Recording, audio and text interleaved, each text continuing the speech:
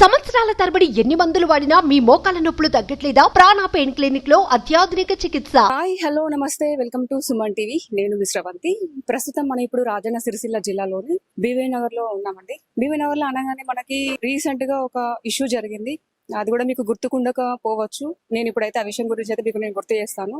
ఒక నాణానికి బొమ్మ బొరుసు ఉన్నట్టే ఇప్పుడు కూడా మనం ఒక వన్ సైడ్ చూసాము. ఆ విషయం ఏంటంటే వెలివేరి అనుష తను చనిపోయిందని చెప్పేసి తన తండ్రి గారు ఇంతకు ముందు అయితే ఫ్లెక్సీ అయితే కట్టించడం అయితే జరిగింది. ఎందుకంటే తనకి చెప్పకుండా పెళ్లి చేసుకుంది కాబట్టి ఆ తండ్రి బాధ కొద్దీ అయితే ఒక ఫ్లెక్సీ కట్టించి నా కూతురు చనిపోయింది అని చెప్పేసి అయితే తన ఇంటి ముందు అయితే ఒక ఫ్లెక్సీ కట్టించి తన బాధ అంతా చెప్పుకున్నాడు. మనము ఆ సైడ్ నుంచే తన తండ్రి గారితో కూడా మనం మాట్లాడదాము. ఆ సైడ్ నుంచే మనకు తెలుసు, ఇంకో సైడ్ మనకు తెలియదు. ఇంతకుముందు నేను అన్నట్టు బొమ్మ బొరుసు రెండు ఉంటాయి, రెండు సైడ్ లా ఉంటది. కాబట్టి మనము ఇప్పుడు అనుష గారితో కూడా మనం మాట్లాడదాము. ఇప్పుడు అనుషతో మాట్లాడదాము, వాళ్ళ ఆయనతో కూడా మనం మాట్లాడదాము. అసలు ఏం జరిగింది? తన తండ్రి గారు అయితే చాలా బాధపడ్డాడు. నా కూతురు చనిపోయింది, ఇప్పుడు నా కూతురు లేదు, నా కూతుర్ని మోసం చేసి మాయ చేసి తీసుకెళ్లిపోయిండు అని చెప్పేసి తన తండ్రి చాలా బాధపడ్డాడు. ఇప్పుడు అనుషను కూడా అడుగుదాము అసలు ఏం జరిగింది అని చెప్పేసి తన మాటలు మనం పూర్తి వివరాలు తెలుసుకునే ప్రయత్నం అయితే చేద్దాం. చిలువేరి అనుష, హరీష్ కూడా ఉన్నారు. అడుగుదాం అసలు ఆ రోజు ఏం జరిగింది. ఎందుకంటే వాళ్ళ కన్న తండ్రి తను చనిపోయిందని చెప్పేసి వాళ్ళ ఇంటి ముందు ఫ్లెక్సీ అయితే ఆ రోజు కట్టించాడు. మా అమ్మాయిని మోసం చేసిండు ఆ అబ్బాయి హరీష్. మోసం చేసి మాయలో దించి మా అమ్మాయిని మ్యారేజ్ చేసుకొని మాకు చెప్పకుండానైతే ఇంట్లోంచి వెళ్ళిపోయి అయితే మ్యారేజ్ చేసుకున్నాడు అని చెప్పేసి అయితే ఆ రోజు అయితే అన్నాడు. పూర్తి వివరాలు వాళ్ళు కూడా ఇక్కడ ఉన్నారు కాబట్టి మనం వారిని అడిగి తెలుసుకునే ప్రయత్నం అయితే చేద్దాం. హలో అండి. హాయ్. చెప్పండి అసలు ఏం జరిగింది ఆ రోజు? మీ నాన్న చనిపోయింది మా అనుష, ఇప్పుడు మాకు సంబంధం లేదు, తనైతే చనిపోయింది, తనకి మాకు ఎలాంటి సంబంధం లేదని చెప్పేసి అయితే అన్నాడు. దాని గురించి అసలు ఏం జరిగింది? సో ముందు రోజు ఇంట్లో తెలిసింది అన్న, అంత ముందే తెలిసింది నా గురించి, మా ఇద్దరి గురించి తెలిసింది. అప్పుడు తిట్టారు, కొట్టారు. తనకి కూడా కాల్ చేసి నువ్వు మళ్ళీ తన ఇంట అడుకొని ఇట్లా బ్యాడ్ వర్డ్ కూడా తిట్టేళ్ళు. తను అప్పుడు ఎప్పటి నుంచి అసలు నిజం చెప్పాలంటే నాకు ఫస్ట్ నుంచి చెప్పండి. అసలు మీ లవ్ ఎప్పటి నుంచి స్టార్ట్? ఎప్పటి నుంచి లవ్ చేసుకుంటున్నారు? ఎన్ని ఇయర్స్ అవుతుంది? 9th క్లాస్ లో స్టార్ట్ అయింది తను తిరగడం. తను నీ వెనకాల 9th క్లాస్ నుంచి తిరుగుతున్నాడు స్టార్ట్. కానీ నేను ఏం చెప్పలేను దానికి. తను కూడా నన్ను వచ్చి డైరెక్ట్ గా ప్రపోజ్ ఎప్పుడు చేయలేదు. సో నేనే చేసిన ఇంటర్ ఎగ్జామ్స్ అప్పుడు. నెక్స్ట్ నువ్వు ప్రపోజ్ చేసినావు? తన అసలు నన్ను చేయలేడు, అసలు ప్రపోజ్ చేయలేదు, నేనే చేసిన. తను నువ్వే తన్ని ప్రపోజ్ చేసినావు. ఓకే. తర్వాత తను కూడా యాక్సెప్ట్ చేసిళ్ళు. తర్వాత స్టార్ట్ అయింది, అప్పటి నుంచి మా లవ్ స్టార్ట్ అయింది. బీటెక్ లో మేము ఇక చాటింగ్, కాల్స్ అవన్నీ మాట్లాడుకోవడం స్టార్ట్ అయింది. అప్పుడు నాకు మమ్మీ ఫోన్ ఉండేది అన్నమాట. అప్పుడు నాకు కొత్తగా ఫోన్ అనేది కొనియలేదు. సో మమ్మీ ఫోన్ నాకు ఇచ్చేది. నాకు ఇచ్చినప్పుడు అందులో ఫార్వర్డింగ్ కాల్స్ అనేవి ఉంటాయి. సో అది నాకు తెలియదు, ఫార్వర్డింగ్ కాల్స్ ఉంటాయి మమ్మీ దాంట్లో అని. మా కాలేజ్ ఎట్లా అంటే, మేము కాలేజ్కి వెళ్ళినప్పుడు మేము ఫోన్స్ అన్ని స్విచ్ ఆఫ్ అన్నా చేయాలి, లేకపోతే ఫ్లైట్ ఉందా కాలేజ్ లో అలా ఉంటది కానీ యూజ్ చేయడం ఉండదు. సో స్విచ్ ఆఫ్ అన్నా చేయాలి. నేనేం చేసా అంటే ఫ్లైట్ మోడ్ లో పెట్టా అన్నమాట. సో తను కాల్ చేసినప్పుడు మా డాడీకి వెళ్ళిపోయింది కాలేజ్, ఫార్వర్డ్ కాల్ వెళ్ళిపోయింది. తను మాట్లాడి మీరెవరు అనుకుంటా మాట్లాడినప్పుడు వాళ్ళిద్దరి డిస్కషన్ జరిగింది. సో అప్పుడు డాడీకి డౌట్ వచ్చింది, తను ఏదో చేస్తుంది సంథింగ్ నాకు తెలియకుండా అని అనుకున్నప్పుడు డాడీ ఏం చేసిండు, కాల్స్ అన్ని నా కాల్ లిస్ట్ అంతా తీసిండు. తీసినప్పుడు నేను తనతో మాట్లాడుతున్నా అని డాడీకి అర్థమైంది. ఇంటికి హాలిడేస్ కి అప్పుడు మాకు బతుకమ్మ హాలిడేస్ ఉన్నాయి. బీటెక్ ఫస్ట్ ఇయర్ అప్పుడు? బీటెక్ ఫస్ట్ ఇయర్ హాలిడేస్ ఉన్నప్పుడు మాకు హాలిడేస్ ఇచ్చినప్పుడు నేను ఇంటికి వచ్చాను. ఇంటికి వచ్చినప్పుడు డాడీ అప్పుడే అడిగాను. నేను దాని గురించి డాడీ అడిగినప్పుడే చెప్పలేను, భయపడి నేను చెప్పలేను. సో దాని గురించి ప్రతిసారి అడిగినప్పుడు ఉన్నది స్టార్టింగ్ నుంచి ఎండింగ్ వరకు చెప్పేసిన తర్వాత డాడీ దానికి ఏం వేసిండంటే ట్రాప్ అనుకుంటా ఒకటి వేసేసిండు. తను ట్రాప్ వేసిండు నిన్ను అనుకుంటా, ట్రాప్ చేసిండు. అంటే తన గురించి డాడీ ఏం తెలుసుకోలేడు ఫస్ట్. అంటే చేసిందా నిజమేనా అసలు, అంటే వాళ్ళ ఫ్యామిలీ ఎట్లా ఉండేది అనుకుంటే ఏం చేయకుండా ఇది నేను అంతా చెప్పిన తర్వాత తిను ట్రాప్ వేసిండి అని అనుకుంటే డాడీ అనుకున్నాడు. తర్వాత నేను చెప్పేసిన, నువ్వు మళ్ళీ ఇదే రిపీట్ అయింది అనుకో నిన్న తనని చంపేస్తా అనుకుంటా అన్నాడు. డైరెక్ట్ బెదిరించిండు, కొట్టిండు. అప్పుడు మమ్మీ కొట్టింది. ఇద్దరు కొట్టిరా? ఇద్దరు కొట్టిండు. పేరెంట్స్ అమ్మా నాన్న ఇద్దరు కొట్టిండు. తర్వాత ట్రాప్ అని వేసేసిండు, చంపేస్తా అని ఇద్దరిని అన్నాడు. తర్వాత నీతోనే బెదిరించిండు? నాతోటే బెదిరించిండు, తనతో అది అయిపోయిన తర్వాత ప్రామిసెస్ ఇవన్నీ వేసుకున్నాడు శివుని మీద. ఇవన్నీ ఎందుకంటే నేను ఎందుకు వేసా అంటే ఇప్పుడు నేను వేయకపోతే నన్నన్నా తనన్నా చంపేస్తాను. నేను లేకపోతే తను ఉండడు, తను లేకపోతే నేను ఉండను. ఇద్దరు ప్రాణానికన్నా నా ప్రామిస్ అంత వాల్యూ కాదని నేను వేసేసా. ఆ ప్రామిస్ అయిపోయిన తర్వాత నేను మాట్లాడకపోతే తను ఉండలేడని నాకు తెలుసు. సో నేనే నాకు అప్పుడు కొత్త ఫోన్, మళ్ళీ కొత్త సిమ్, అన్ని కొత్తవి ఇచ్చేసాడు. నువ్వు ఇన్స్టా కొత్త ఫోన్? డాడీ. ఎందుకంటే నాకు బీటెక్ కాలేజ్ కాబట్టి పక్కా ఫోన్ కావాల్సిందే నాకు. మొత్తం స్టడీ మొత్తం ఫోన్ తోటే ఉంటదని మళ్ళీ అవన్నీ కొత్తవి కొనిచ్చి ఇచ్చేసింది. నాకు తెలుసు కాబట్టి నేనే కాల్ చేసి, ఎందుకంటే నాకు నెంబర్ నోటెడే ఉంటది తన నెంబర్. నేనే కాల్ చేసి నేను మాట్లాడేది ఇదంతా జరిగింది, ఇట్లా జరిగింది అంటే ప్రామిస్ చెప్పేసిన తర్వాత సరే మీ మమ్మీ తోటన్నా మాట్లాడదాం, కొంచెం కన్విన్స్ చేద్దాం, ఇప్పుడే చేసుకుంటా అంటలేం, 4 years తర్వాత ఇద్దరం సెటిల్ అయినాకనే చేసుకుందాం అని తను అన్నాడు. సరే మాట్లాడతా అన్నావు కదా, సరే మాట్లాడదామని అన్నాం. అంటే మాకు రీసెంట్ గా మేము ఇల్లు కట్టుకుంటున్నాం కొత్త ఇంటి దగ్గర. సో నేను మమ్మీ అటు వెళ్ళామన్నమాట. తనకి చెప్పిన ఇటు వెళ్తున్నాం, మరి రా మాట్లాడదు అనుకుంటా. సో అప్పుడు వెళ్ళినప్పుడు మమ్మీ నేను మాట్లాడా, నాకు తెలియదు అనుకుంటా అన్నది. సరే అని వచ్చేసిన మమ్మీకి మాట్లాడతాను ఫస్ట్ తనకేం తెలియదు, మమ్మీ కూడా తెలియకుండా నేను అక్కడ తీసుకొచ్చిన తర్వాత తిని చెప్పా, తనతో మాట్లాడతాను అరుస్తూ. సో ఇంటికి వచ్చేసిన తర్వాత మమ్మీ డాడీకి చెప్పేసింది. డాడీకి చెప్పిన తర్వాత డాడీ కాల్ చేసి ఎటు పడితే అట్టే తిట్టిండు. తన మీద తిట్టిండు, వాళ్ళ పేరెంట్స్ మీద తిట్టిండు, వాళ్ళ ఫ్యామిలీ మెంబర్స్ అందరి మీద తిట్టిండు. కానీ తను సైలెంట్ ఉన్నాడు. ఎందుకంటే మళ్ళీ ఏమన్నా అంటే ఇష్యూ అని కాదు, మళ్ళీ నేను రివర్స్ తిట్టిండు అనుకో నా మీద ఎఫెక్ట్ పడుతుంది, అది మళ్ళీ నన్ను ఏమన్నా చేస్తానని భయాన్ని కొద్ది తను ఒక్క మాట కూడా అనలేదు డాడీని. సో ఇదంతా జరిగింది. మళ్ళీ మేము కంటిన్యూ చేసినాం కాల్స్ అనేది, మెసేజ్ అని నేనే స్టార్ట్ చేసిన, నేనే కంటిన్యూ చేసిన. ఇది అయిపోయింది. మళ్ళీ రీసెంట్ గా మొన్న ఇదంతా జరుగుతుంది కదా, నేను తిడుతున్నారు, ఇంట్లో కొడుతున్నారు, తన నుంచి ఎలాంటి రెస్పాండ్ లేదా? అప్పుడు ఏమన్నాడు హరీష్? అదే మాట్లాడదాము, కన్విన్స్ చేద్దామే అన్నాడు. ఇప్పుడే మ్యారేజ్ గురించి అని తను ఒక్క మాట కూడా అనలేదు. ఇంటికి వచ్చి మాట్లాడతానని అయితే ఏమనలేడా? ఇంటికి వస్తే పెద్ద గొడవ అవుతుంది. నాకు డాడీ గురించి తెలుసు, ఎట్లా మాట్లాడతాడు, ఎట్లా చేశాడు అంటే. కాల్లోనే అంత తిట్టినప్పుడు డైరెక్ట్ ఎంత తిడతాడు మీరే అర్థం చేసుకోండి. సో అందుకే డైరెక్ట్ వద్దు, డైరెక్ట్ అయితే పెద్ద ఇష్యూ అవుతుంది. మమ్మీతో కన్విన్స్ చేసి మమ్మీ డాడీకి ఇట్లా చెప్తుంది కావచ్చు అని మేము అట్లా అనుకున్నాం. మమ్మీ ఏం చేసింది, డాడీకి చెప్పేసి డాడీ తినని తిట్టేసిండు. సో అట్లా అయిపోయింది. ఇక దాని గురించి ఇప్పుడే వద్దు, మనం ఒకవేళ సెటిల్ అయినాక చేసుకుంటే బాగుంటదేమో అని అనుకున్నాం. 4 years అవుదాం, 4 years తర్వాత నువ్వు సెటిల్ అవుతావు, నేను సెటిల్ అవుతా, అప్పుడు వేసుకుంటే ఓకే, ఇద్దరు బాగానే సెటిల్ అయ్యిలుగా ఇచ్చేసి అయిపోతుంది, సేమ్ క్యాస్ట్. సో పెద్దవాళ్ళతో సేమ్ క్యాస్ట్, సో మాట్లాడితే అయిపోతాయి కదా మేము అనుకున్నాం. సో అట్లనే తెలియకుండా కంటిన్యూ చేద్దామని అనుకున్నాం. సో అట్లనే కంటిన్యూ చేసాం. మొన్న నేను వచ్చినప్పుడు చాట్ డిలీట్ చేయలేను. చాట్ డిలీట్ అయినప్పుడు తమ్ముడు చూసిండు మొత్తం చాట్. అంటే ఎగ్జామ్స్ అయిపోయిన తర్వాత మొన్న మాకు హాలిడేస్ ఇచ్చారు, ఉగాదికి ఫెస్టివల్ కి వచ్చిన హాలిడేస్ ఇచ్చారు. అప్పుడు వచ్చినాం. అప్పుడు వచ్చినప్పుడు నేను వాష్రూమ్కి వెళ్ళినప్పుడు తమ్ముడు ఫోన్ తీసుకొని చూసాను, చాట్ చూసి మమ్మీకి చెప్పేసిండు. అప్పుడు తమ్ముడే నన్ను చంపేస్తా అని డైరెక్ట్ గా వచ్చేసిండు, ఇక్కడ పట్టుకొని చంపేస్తా నేను అనుకున్నాడు మా తమ్ముడే. మా మమ్మీ చాలా అంటే చాలా కొట్టింది. నెక్స్ట్ రోజు డాడీకి చెప్తాను, డాడీకి చెప్తే సిచ్యువేషన్ ఎట్లుంటే నన్ను చంపేస్తాడు, తనని చంపేస్తాడు. అదే జరుగుతుంది ఫస్ట్ మెయిన్ పాయింట్. మీరేమనుకుంటారు, కన్న కూతుర్ని ఎవరు చంపుకోరు అని అంటారు, కానీ నాకు తెలుసు మా డాడీ గురించి ఎట్లా ఉంటాడో అని. ఎలా ఉంటాడు? కొంచెం సైకో మైండెడ్ మా డాడీ. అంతేనా? అంటే తను చేస్తాడు నీతోని ఉండడం, ఎవరు పేరెంట్స్ ఎట్లా ఉండడం అట్లనే ఉంటాడు. కానీ తను ఏమనుకుంటే తను చేసేదే కరెక్ట్, ఎవరి మాట విన్నాడు అన్నమాట. ఓకే, తన మైండ్ లో ఇది కరెక్ట్ అని అనిపించిందా, అది రాంగ్ అయినా కూడా తనని కరెక్ట్ చేసి మళ్ళీ నేను చూపిస్తా అని అనుకుంటాడు. సో నాకు అర్థమైంది ఎట్లయినా మా డాడీ ఇద్దరు అనుకునేవాడైతే ఇప్పుడు నేను కాలేజీలో ఎందుకు వేస్తాడు, ఎందుకు చదివిస్తాడు, ఏ పేరెంట్ అయినా చదివించే బాధ్యత ఉంటది, బాధ్యతనే. బట్ అదంతా చేయడు కదా. ఇప్పుడు బాధ ఉంటది కాబట్టి ఆ బాధ కొద్ది, ఇప్పుడు నేను పెంచిన ఇంత పెద్దదాన్ని చేసిన, తనకంటూ ఒక లైఫ్ ఇవ్వాలని చెప్పేసి తను ఆలోచించుకున్నాడు. మళ్ళా ఆ కోణం నుంచి ఎందుకు ఆలోచిస్తలేదు? సరే లైఫ్ ఇద్దామని అనుకున్నాను. నేను ఒక్కటే కోరిక అడిగిన, తనని ఇచ్చి పెళ్లి చేయు అని. నేను ప్రతి విషయంలో డాడీ మాట కాదనిలే అని అడుగుపియండి. నేను ప్రతి విషయం, కాలేజ్ అయినా ఏదైనా డాడీ విషయంలోనే ఉన్నా. నేను ఈ ఒక్క విషయంలోనే డాడీది కాదు, నేను ఇట్లా లవ్ చేసిన అని చెప్పినావా? అంటే ఏమన్నాడు అప్పుడు ఆ టైంలో? అది ఫస్ట్ తిట్టిండు కానీ చెప్పినావు కదా, చెప్పినప్పుడు ఎలా రియాక్ట్ అయ్యాడు?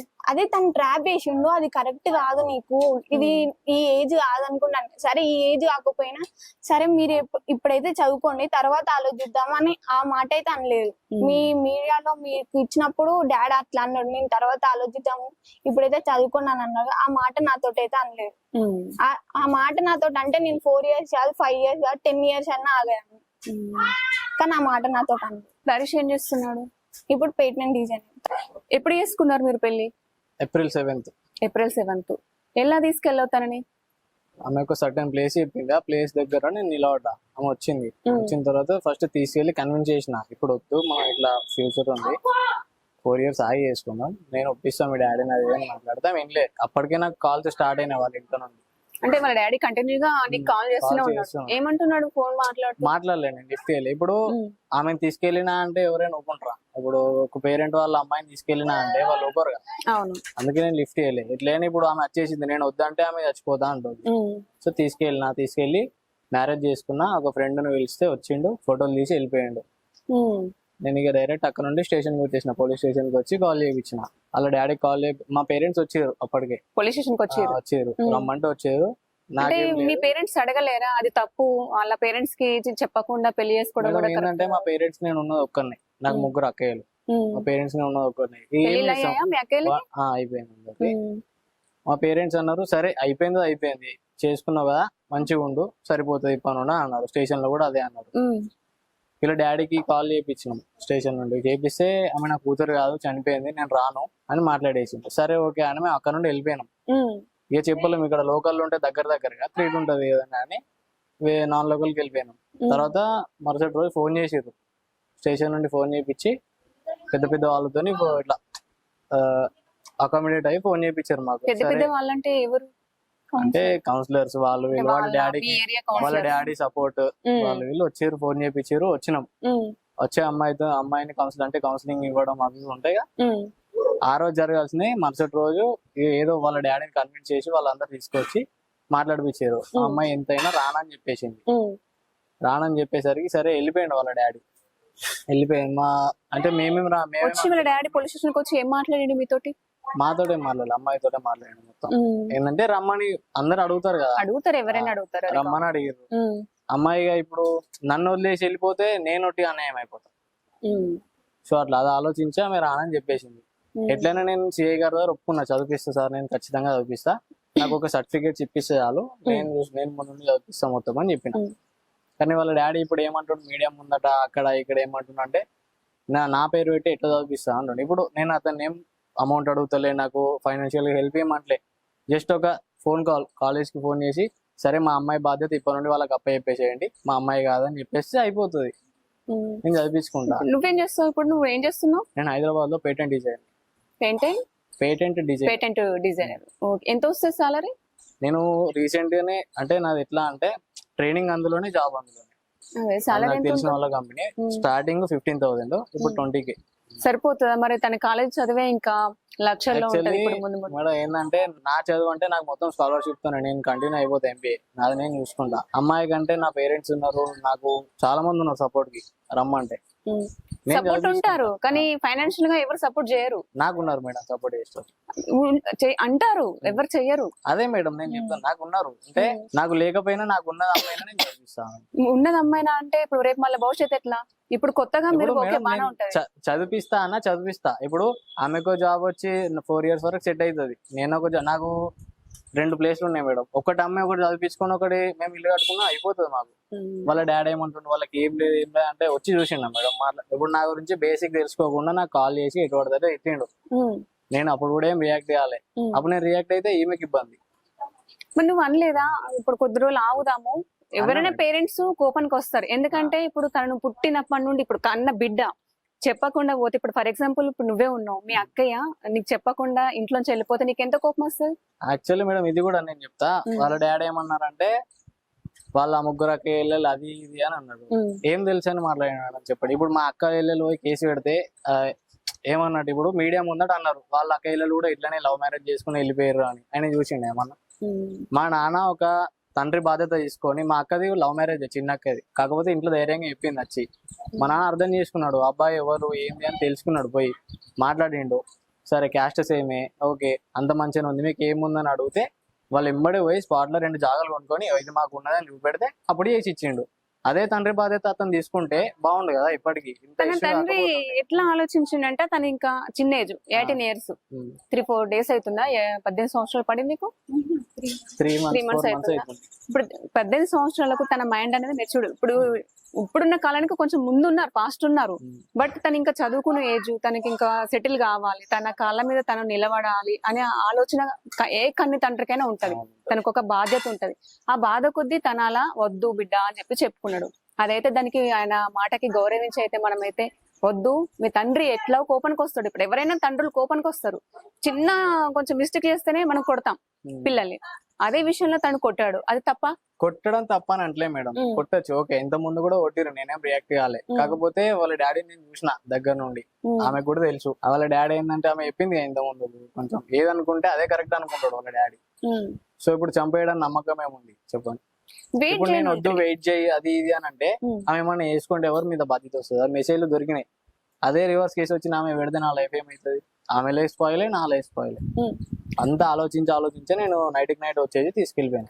అదేదో ఇంట్లో మీ పేరెంట్స్ తో మాట్లాడి వాళ్ళతో మనం వెళ్ళి మాట్లాడదాము, మీరు మాట్లాడండి అమ్మా నాన్న అని చెప్పేసి నువ్వు తీసుకెళ్లి మాట్లాడుతుంటివి. ఎందుకంటే సేమ్ క్యాస్ట్ అన్నావు కదా. తీసుకెళ్లి మాట్లాడడం ఓకే, నాకు మీరు అన్నది పాయింటే. కాకపోతే నాకు ఏంటంటే తెలిసినప్పుడు ఫోన్ చేసిండు, నన్ను తిట్టిండు, నా పేరెంట్స్ తిట్టిండు, మా అక్క చెల్లెల్ని తిట్టిండు.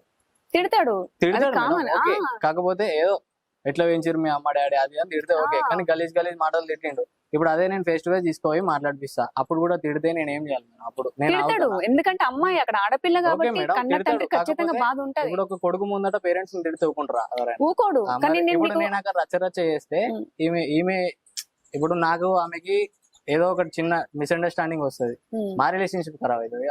రిలేషన్షిప్ కరం కాదు. నేను ఏంటంటే మీ పేరెంట్స్ తీసుకెళ్లి అంకుల్ మీరు కొప్పడంలో న్యాయం ఉంది, నేను వెయిట్ చేస్తాను, మీరు మాట ఇవ్వండి. ఇప్పుడు మా పేరెంట్స్ తీసుకొచ్చాను, మీరు ఎవరైనా పెద్ద మనుషుల్ని కూడా తీసుకురండి, వాళ్ళందరి ముందు మాట ఇవ్వండి. నేను మిమ్మల్ని కాదనకుండా నేను పెళ్లి చేసుకోను, ఎప్పటికైనా ఎన్ని సంవత్సరాలకైనా నాకే ఇచ్చి మ్యారేజ్ చేస్తా అని చెప్పేసి నాకు మాట ఇవ్వండి. మా అమ్మ నాన్న కూడా వచ్చారు, వాళ్ళ ముందు నాకు మాట ఇస్తే నేను వెయిట్ చేస్తాను. మేము ఎలాంటి పిచ్చి పనులు మేము చెయ్యం, మీరు చెప్పినట్టు మేము వింటాం. నేను జాబ్ చేస్తున్నాను, ఆ అమ్మాయికి జాబ్ వచ్చేంత వరకు నేను వెయిట్ చేస్తాను అని చెప్పేసి ఒక మాట అంటే తను. అదే మేడం నాకు అర్థమైంది, కానీ అతను కూర్చొని మాట్లాడతాడనే నమ్మకం ఏముంది మేడం? ఇప్పుడు లేచి చేయి చేసుకున్నా ఇప్పుడు గట్టిగా మాట్లాడినా, ఆవాజ్ చేసి మాట్లాడినా ఇప్పుడు ఏమైతుంది చెప్పండి? పెద్దలు చేసుకుంటారు అండ్ పెద్దల సమస్యలు నామే చేసుకుంటే మా డాడీ పోడు, మా డాడీ మీద చేసుకుంటే నేను పోను. అక్కడ లొల్లే జరిగేది.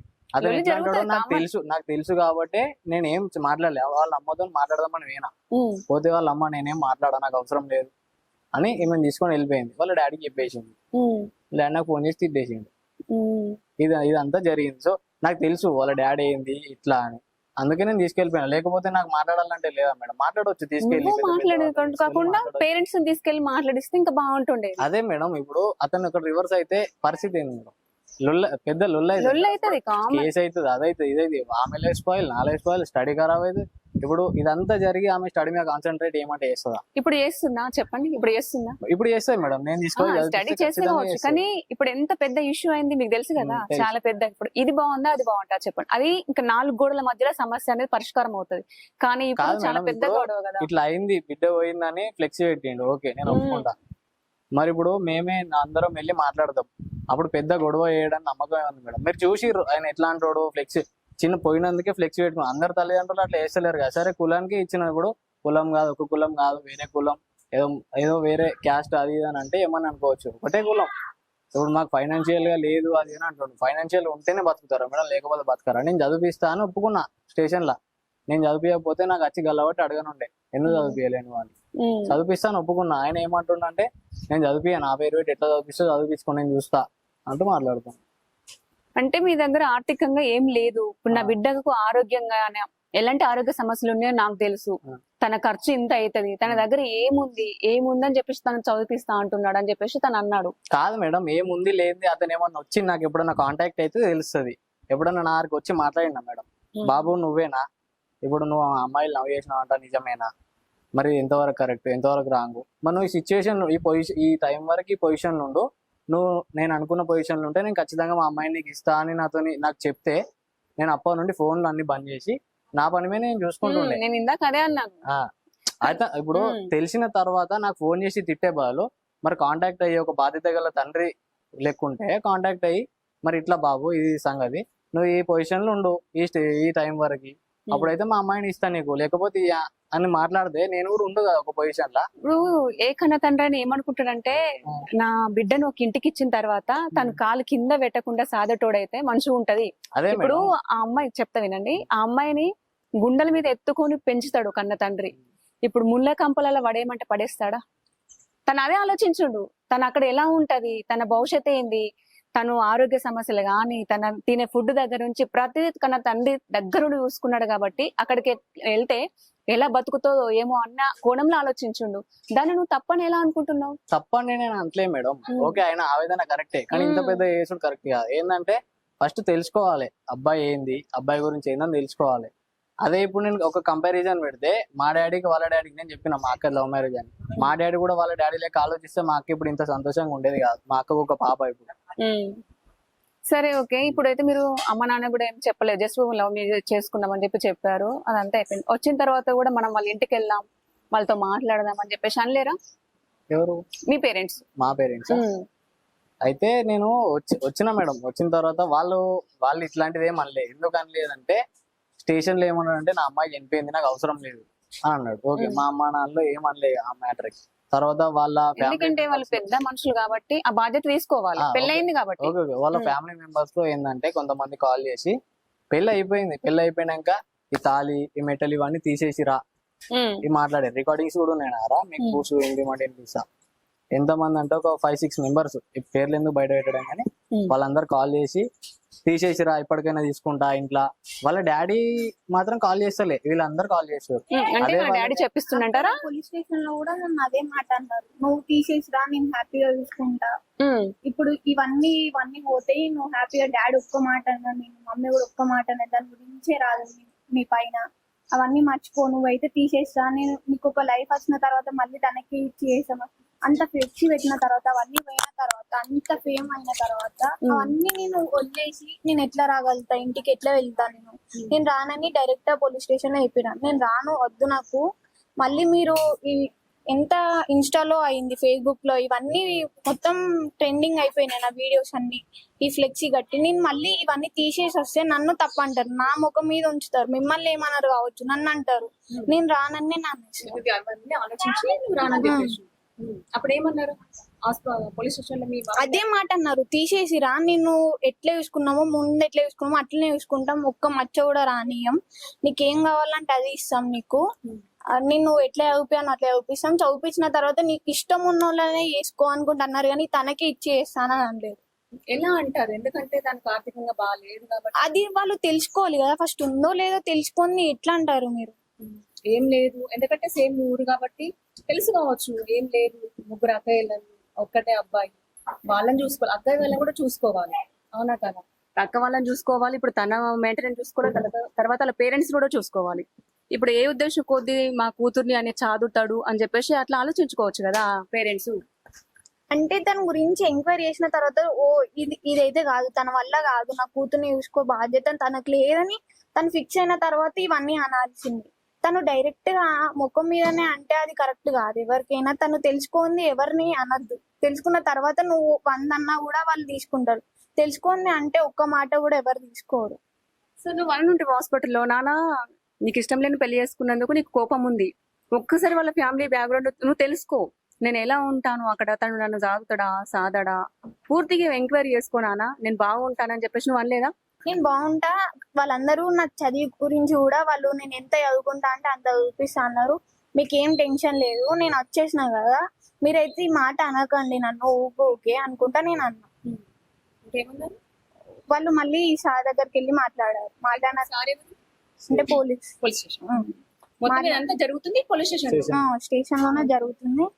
తను వచ్చి నన్ను పిలిచాడు, ఆ సార్ పిలిచి సరే నువ్వు అటు వెళ్తావా ఇటు వెళ్తావా అంటే, సార్ నేను వెళ్ళను, ఇంత ట్రెండ్ అయిపోయింది నా వీడియో, నేను వెళ్తే నన్నే తప్పు అంటారు, నేను వెళ్ళను సార్, నేను ఇటే వెళ్తా అనుకుంటా అంటే, సరే నువ్వు వెళ్ళి మీ పేరెంట్స్ తో మాట్లాడతా అంటే సరే అని మాట్లాడిస్తుంది. మళ్ళీ నేను వాళ్ళ జోలికి మీరు వెళ్ళకండి అనుకుంటా అక్కడ సార్ అనేసిన తర్వాత కూడా డాడీ వీడియోలు తీయడం కరెక్ట్ కాదు. మళ్ళీ చదువు గురించి కూడా నువ్వు ఎట్లా చూపిస్తావు నేను చూస్తా అంటే తను ఎదుగుమని అంటుండు కానీ ఎదిగే దగ్గరనే నన్ను ఆపేస్తుండు. ఎందుకంటే స్టడీయే కదా నాకు ఇంపార్టెంట్. నేను ఎదగాలంటే నాకు స్టడీ కావాలి. తను ఏమంటున్నా నేను ఎట్లా చూపిస్తాను నేను చూస్తా అంటే అది కరెక్ట్ కాదు కదా.